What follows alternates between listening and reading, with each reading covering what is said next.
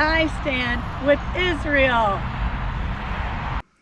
I stand with Israel. And the question is, why do the Muslims hate the Jews? Why do they hate them? Why do they want to annihilate them off the earth? Why? This goes way back. Way back. When Adam and Eve were in the garden and they disobeyed God and they got kicked out, before they got kicked out, God promised them that he would send someone from the seed of the woman to save them and put them back into right relationship with him, their creator. And so they were banished out of the garden and they started having children, and Abel was looking real good for the Messiah. He was looking so good that they were starting to think maybe this is the one, because they're human beings just like we are. And when God promises something, we get up the next day and say, where is it? We have no idea the concept of time, because God doesn't work in the realm of time. And so Adam and Eve are looking at Abel. Well, there was somebody else in that garden that was watching everything. And he knew that when the Messiah showed up, the Messiah was going to strip him of all his power. He wouldn't have any more authority in the earth. And so he's watching. And Abel looks really good. And Cain gets mad because his sacrifice isn't good enough for God, because there is no sacrifice without the shedding of blood. And so Cain gets mad at Abel and kills Abel.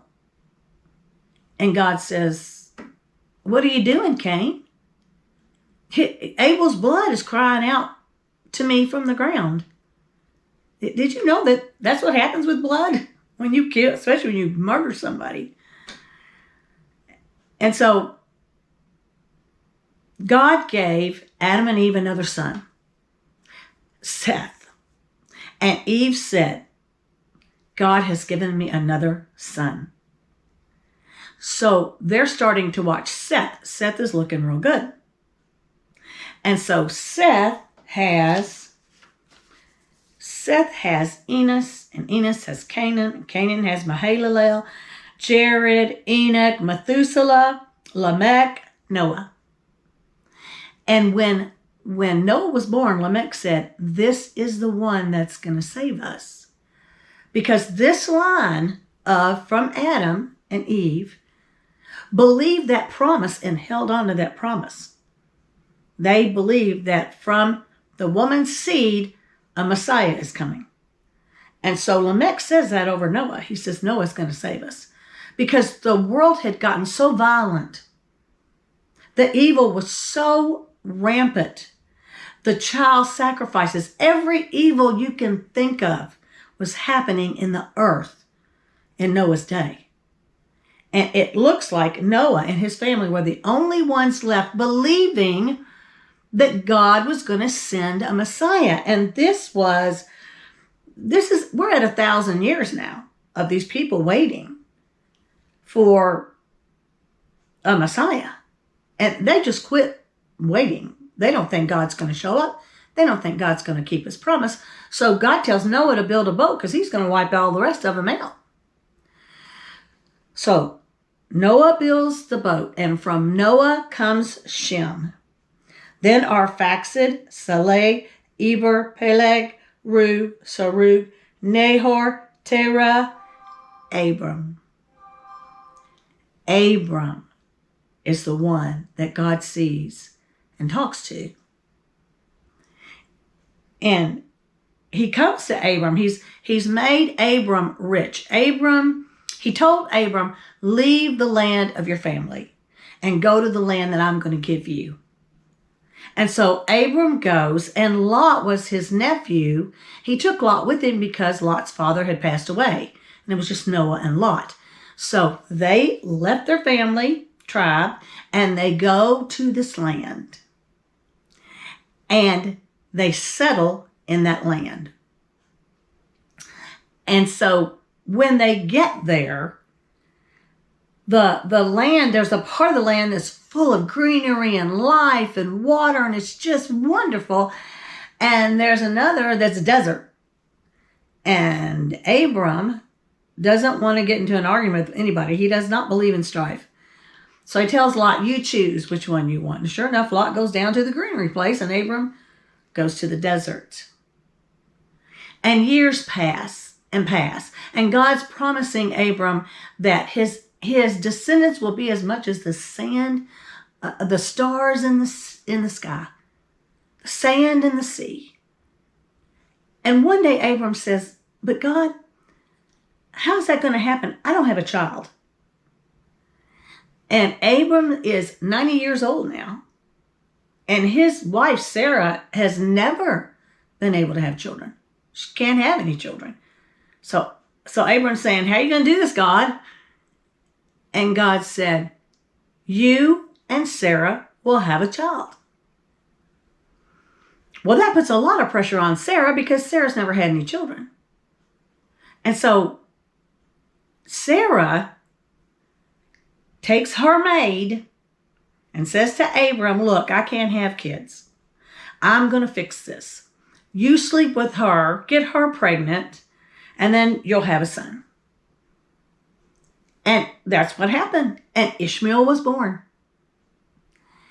And so Abram and God have a conversation again, and God is talking about Sarah's going to have a child, and Abram says, Lord, if you would just, why isn't Ishmael good enough? Why can't my descendants come from Ishmael? And God said, oh, there will be a great nation that comes from Ishmael. But that's not the child of promise. I am going to give you a child that you're going to receive by faith. And so about a year before Isaac is born, they have a visitation. And God tells Abram, he has changed their names now to Abraham and Sarah, which Abraham means father of all living, I think, something like that.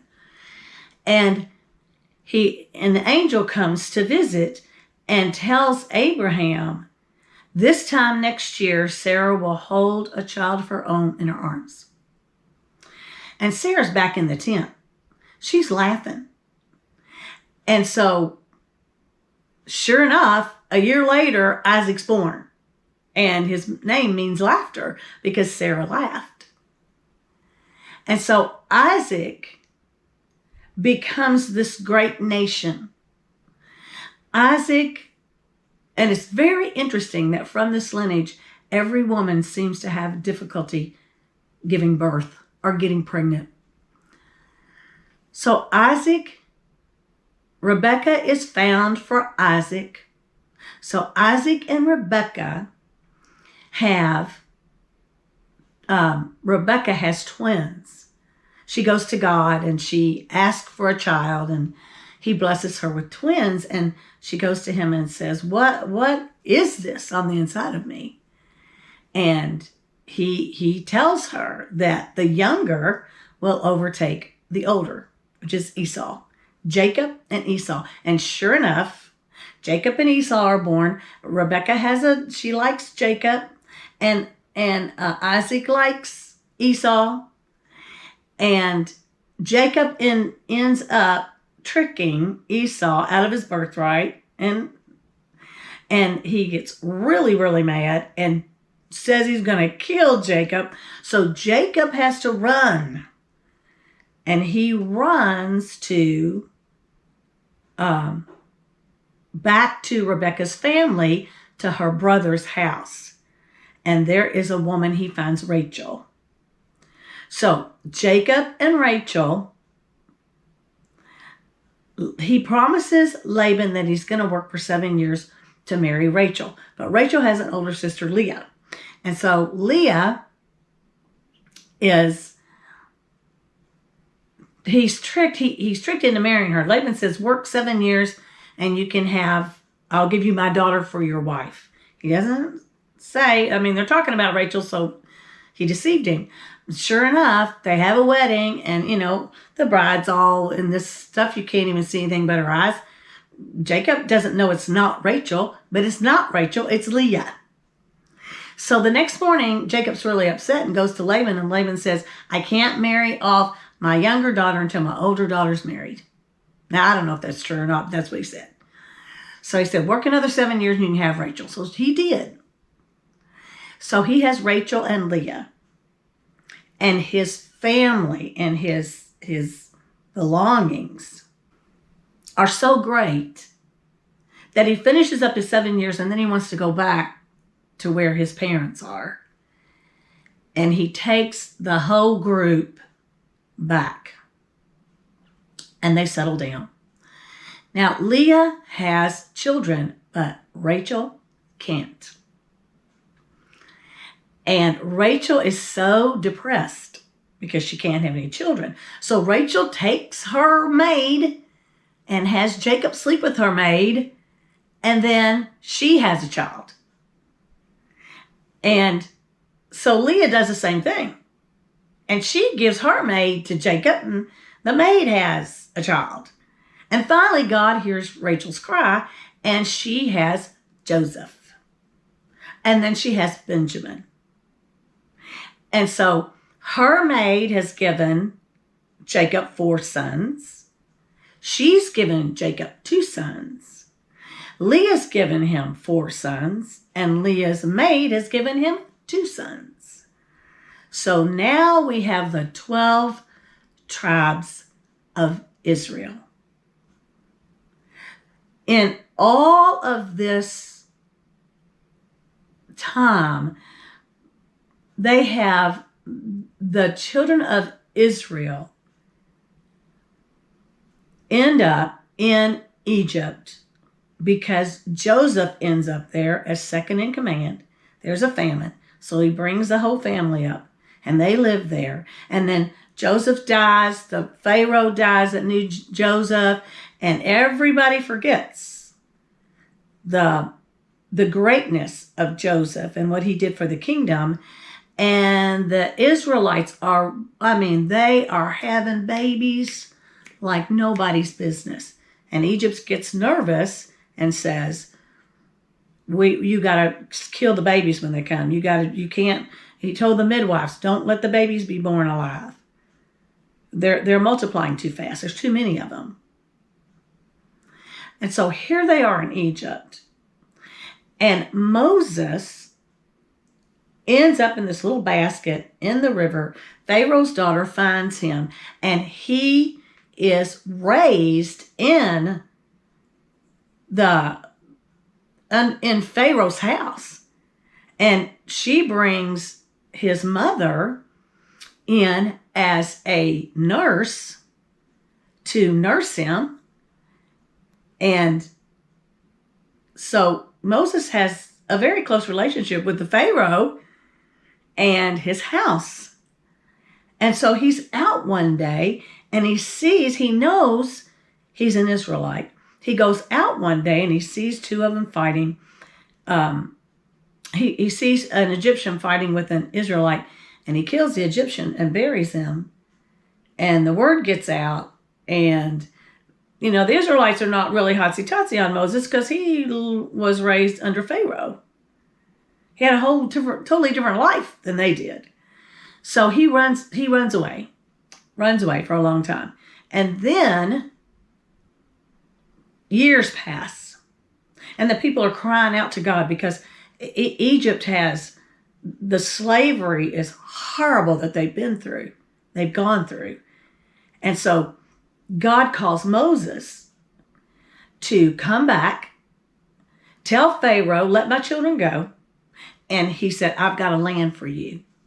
I'm going to take you to that land. I'm going to give you a land that flows with milk and honey.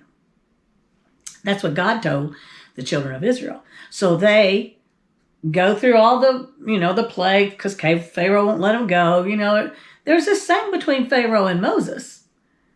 And he's not going to let them go with Moses.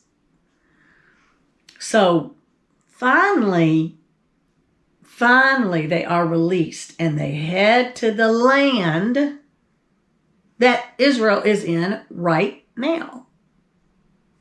That's where they headed to. And they had to clean it all out. God told them, he said, I'm giving you this land, not because you're the most wonderful people on the planet. I'm giving you this land because all those folks that are living in that land, they're evil. They're full of violence. Here we go again.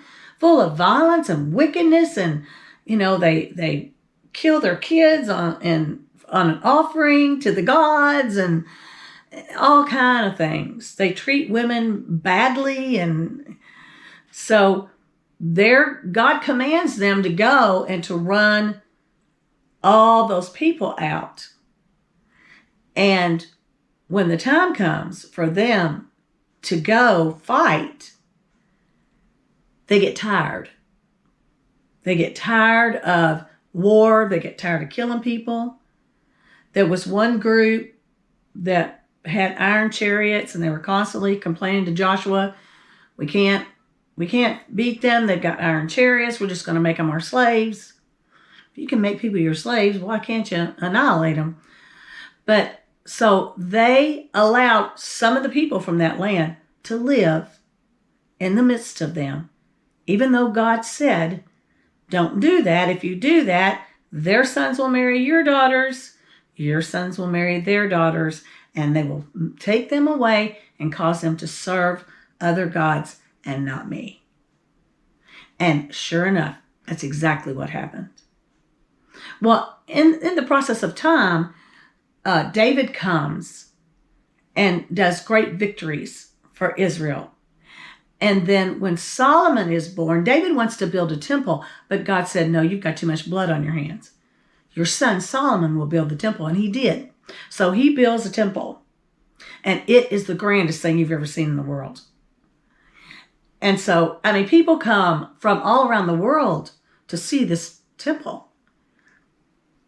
And so they settle there, they follow God for a little time, and sure enough, they move away from God, and God causes their enemies to come in and take them up, slaughter most of them, and pick them up and carry them off to Babylon. They end up in Babylon.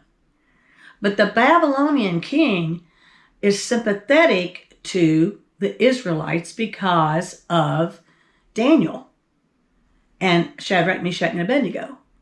And so he allows them to go back and rebuild the temple. So he built it again, second temple. And they go back and they live in the land and they become a great nation again. And then they fall again. Their enemies overtake them. And the temple is torn down again. So in the course of this time, and when Jesus comes, when Jesus arrives, they built a third temple. And every time they build the temple, they build it on top of the foundation of where it was. And Jesus told them, and this temple will be torn down again. And sure enough, 70 years later, the Romans tear down the temple. And so time has passed now, and the Muslims have come in, and they built a dome. They built a mosque on top of the Temple Mount. And this has caused problems since day one, because the Israelites want to rebuild the temple. They want to go back to practicing their religion in Jerusalem. Jerusalem is where Jesus is. When Jesus comes back, he's coming back to Jerusalem. And so they want to rebuild that temple. And they can't. And they try to live together. They've tried to live together in that land. And they've been successful for a time. But there's these people that absolutely hate Israel. They want them out They don't want them around anymore.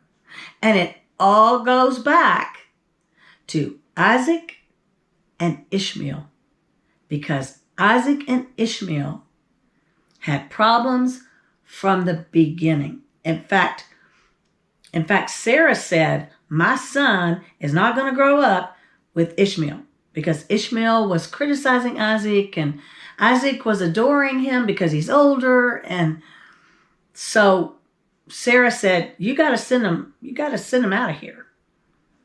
And so there has been animosity between Ishmael's descendants and Isaac's descendants till this time. 2023, we're fighting again. I just think it's really strange that this is happening right now. This is my own thinking. I don't have any inside information. I don't have any facts. But I do believe that there are people who want to create a global system. They want to tear down the different countries. And it's not going to be important anymore if you live in France or Germany or Italy or China or Russia. We're going to do away with all that. And we're just going to have one global order. And in doing that, they've had resistance. I believe this is why Russia is fighting against the Ukraine, because I believe that people went to Putin and said, we want to make this one world order. Everybody else is in on it. Would you like to be in on it? And Putin saying, no, this is our motherland. This will always be our motherland. He is as adamant about his land as we are about our land. We don't want there to be no more America. And he doesn't want there to be no more Russia. And I believe that's what started the war, is when the globalists and these elites started encroaching on these lands around Russia to get them in the European Union and to push this global order. And Russia said no. And I think that's what started that. But in all of this, they sat down and they said, what are the hindrances? What do we have to destroy? We have to destroy nationalism. So people will be happy to drop their name of they're from Germany or France or whatever, England. And so that's what they've been attacking. And the second thing is religion. And what better way to annihilate the three most important religions in this world, the three strongest religions in this world: Christianity, Judaism, and Muslim. So if they can get the religious people fighting over each other and fighting against each other, then that will take care of the problem of religion. Because all three of these groups claim that the Creator God is their God. Now, the Christians and Jews, we agree in the Creator God from the Bible. The difference between the Christians and the Jews is they're still waiting for that Messiah. They're still waiting for that promise that happened in the garden. They're still waiting for that. We're not waiting. We know he's already come. And he's already died and shed his blood and went into the pit of hell and defeated Satan and came back up victorious. And anyone who believes on him, he's put them in right relationship with God. He's put them back into the family of God. And that's the differences between Christianity and Judaism. It's just ironic to me that this is happening the way it happened. I mean, how in the world did they plan that without Israel knowing about it? How in the world did that happen? I mean, I really do believe that this globalist, this order, Israel has done a lot of things. They've fallen in line with with this idea of abortion and gay rights and all that stuff. And the kids, the Jewish kids that are being brought up now in the universities, they're not loving the homeland of Israel. They are marching in support of Hamas. In the Bible, the word that is used for violence, the word that God used about the people in the earth when he sent the flood and Noah and the boat, was Hamas. Hamas means violence.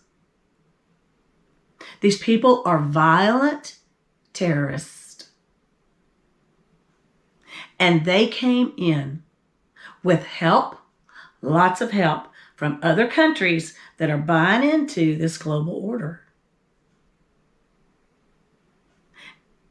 And that, I believe, is the reason why it's happened during the time that we are fighting over a speaker in the House, and people in this country are gathering together for Palestine. They are supporting Hamas. They are supporting people going into somebody else's land and killing innocent victims. If you want to go to war with somebody, go to war. Go, you prepare your bunch and you prepare your bunch and you have war. But you don't come in and kill innocent people when they're not prepared. You don't do that. That is violent terrorism, and it's wrong. And I stand with Israel. I believe Israel has every right to defend their land. And I stand with them. I stand with Israel. I will never stand with terrorists. But I think this is all being perpetuated by that global order that they want desperately. And they have planned to get people out of the way that are going to stand in the way, that are patriots in their countries. I mean, the French people love France just as much as we love America. The Germans love Germany just as much as we love America. We're not the only country that's saying we don't want this new world order. But that's what's happening now. And it is so scary to think that there is a group of people who support Hamas. They support this terrorist activity against Israel. Israel's land it's in the Bible. It's in the Bible. The boundaries that God gave them is all written in here. It's written in here. They've got the proof that it's their land. And for all of the nations in the world to not honor that, I mean, where are the Christians? We must stand up. We must support Israel. And we must get this done quick. And stop this violent terrorism. And allow people to live in their countries and to love their countries. And let there be peace on earth again. Would you like that? I stand with Israel.